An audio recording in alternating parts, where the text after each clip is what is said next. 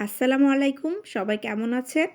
আমি কিভাবে ফুলকপির পাকোড়া বানাই তাই আপনাদের সাথে আজকে শেয়ার করব।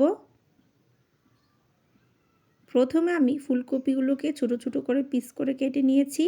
এতে করে ফুলকপি সহজে সিদ্ধ হয়ে যাবে। তারপর একটি বাটিতে পানি নিয়ে নিলাম।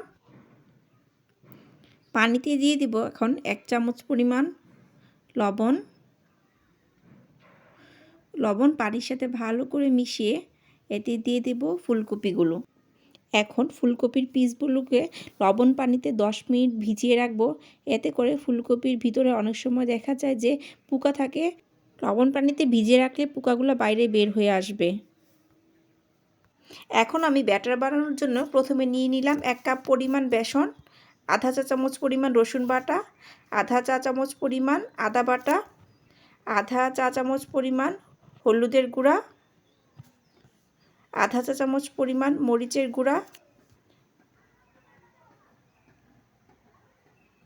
আধা চা চামচ পরিমাণ জিরার গুঁড়া, 1 চা চামচ পরিমাণ লবণ,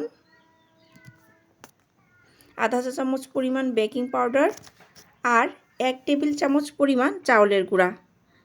এখন আমি অল্প অল্প পানি দিয়ে ভালোভাবে মিশিয়ে নিব। একসাথে বেশি পানি দিব না, এতে করে ব্যাটার নরম হয়ে যেতে পারে।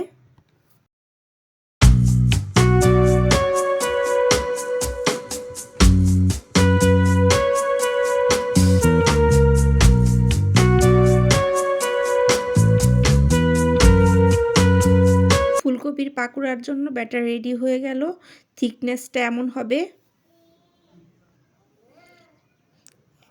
এখন আমি ফুলকপির পিসগুলোকে ভালোভাবে মিশিয়ে নিব।